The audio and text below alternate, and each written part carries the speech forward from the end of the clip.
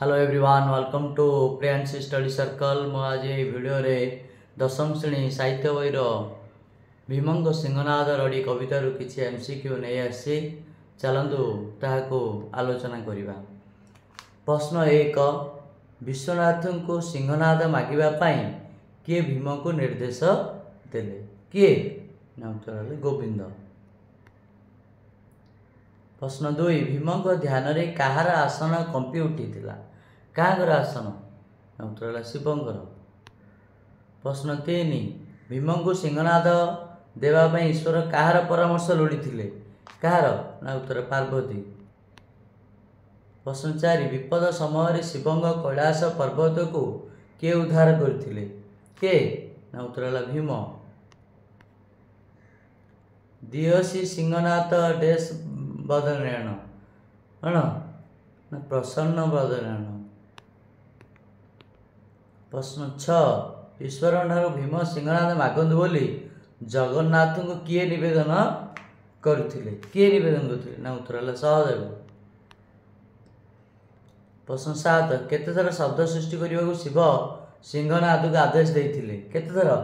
ना उत्तर 3 थर। प्रश्न 8, सिंहनाद शब्द शुणी कहार निद्रा भंग होला? कहार? ना उत्तर मान गोविंदर। प्रश्न 9, भीमर भयंकर शब्द रे लक्ष्मी कोल त्याग करी किए गर्जी उठी थिले? किए? ना उत्तर दुर्योधन। प्रश्न 10, राजा धृतराष्ट्र के? ना उत्तर दुर्योधन। प्रश्न 11, दुर्योधन उत्तेजित होगा समय किए भिड़ी धरी? किए भिड़ी धरी? ना उत्तर महालक्ष्मी। प्रश्न 12, मान गोविंद नाम किए परिचित? मान गोविंद नाम किए परिचित? ना उत्तर दुर्योधन। प्रश्न 13, शारदा दास केउं शताब्दी महाभारत रचना लिखिथिले? महाभारत रचना करथिले केउं शताब्दी? ना उत्तर है पंचदश शताब्दी। प्रश्न 14, कपिलेन्द्र देव केउं वंशर राजा थिले? केउं वंशर? ना उत्तर सूर्यवंशर। प्रश्न 15, महादेव को भीम सिंहनाद मागंतु बोली किए कहले? किए कही? ना उत्तर सहदेव। प्रश्न 16, कवितार पांडव सुंदर बोली क्या कहुई? क्या? ना उत्तर भीम को। प्रश्न 17, भीम कहीं महादेव को ध्यान करथिले? कहीं? ना सिंहनाद पाइबा पाई। प्रश्न 18, किए शिव पार्वती उपकार थिले? के? ना उत्तर भीम। प्रश्न 19, भीमंकर केते थर शब्द सहवा महादेव सिंहनाद को कही? केते थर? ना उत्तर 3 थर। प्रश्न 20, सूर्यगढ़ सिंहनाद ज्योति केते गुण अधिक थिला? केते गुण? ना उत्तर 100। प्रश्न 21, सिंहनाद केउठी पहुँचला? केउठारे पहुँचला? ना व्यास सरोवर तीर रे। प्रश्न 22, केउं बार सिंहनाद रड़ी मान गोविंदर निद्रा भंग हला? केउं बार? ना प्रथम थर रे। प्रश्न 23, पांडव सुंदर बोली क्या कहुई? क्या कहुई पांडव सुंदर? ना उत्तर है भीम। प्रश्न 24, शूलधर बोली क्या कहुई? क्या शूलधर बोली क्या कहुई कविता? ना उत्तर है शिव। प्रश्न 25, देव पशुपति किए? उत्तर शिव। प्रश्न 26, भीम सिंहनाद मागुची बोली ईश्वर क्या कहले? ईश्वर क्या कहले? ना पार्वती को कहले।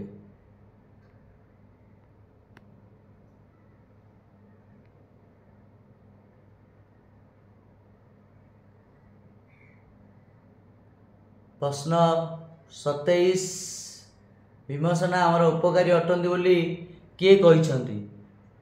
ना उत्तर है पार्वती। प्रश्न 28, त्रिपुरारी किए? त्रिपुरारी हेले किए? ना शिव बा महादेव। प्रश्न 29, सिंहनाद भिड़ी धरी किए बजाइले? किए बजाइले? ना भीमसेन। प्रश्न 30 दुर्योधन को किए भिड़ी धरिले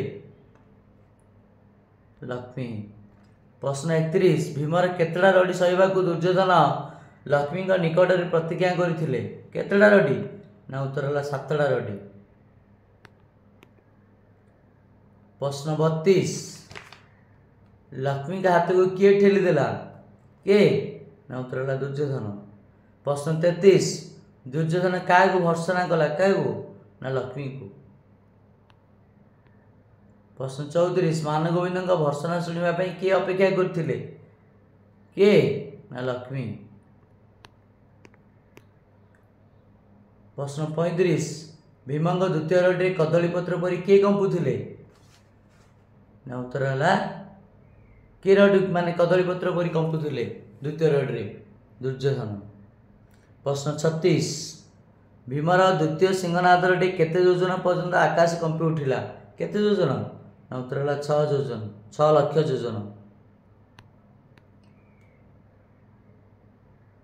प्रश्न 37 भीमर केते थर रडी सहवा को दुर्योधन लक्ष्मी आगे प्रतिज्ञा करथिले केते थर ना उत्तर है 7 थर।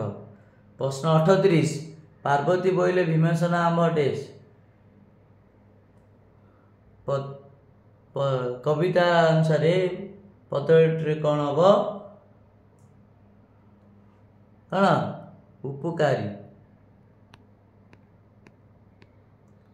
प्रश्न 39 दुर्योधन क्या पला जाओ बोली कही क्या कही ना लक्ष्मी को कही। प्रश्न 40 शारदास महाभारत रचना करने समय किए ओडिशार गजपति थे किए थे ना उत्तर है कपिलेन्द्र देव। प्रश्न 41 काव्य रचना करने शारदास क्या शक्ति पाई क्या ना उत्तर है सारल चंडी। प्रश्न 42 शारदास पितृदत्त नाम कौन थिला शारदास पितृदत्त नाम कौन थिला ना उत्तर है सिद्धेश्वर परिडा। प्रश्न 43 किए दुर्योधन बाट उगाड़े के ना उत्तर है महालक्ष्मी। प्रश्न 44 महालक्ष्मी दुर्योधन केउठारे अवस्थान करथिले केउठारे ना उत्तर है कांदरे।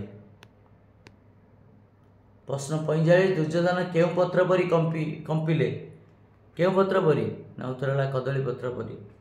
प्रश्न 46 शारदास केउ शताब्दी कवि थिले केउ शताब्दी उत्तर है पंचदश शताब्दी। प्रश्न 47 शारदास ग्रामर नाम कौन थिला कौन ना झंकड़। प्रश्न 48 केउ देवी को आराधना करी शारदास काव्य रचना पाई अपूर्व शक्ति लाभ करथिले केउ देवी को आराधना करी से अपूर्व शक्ति लाभ करथिले केउ देवी ना उत्तर है सारल चंडी को।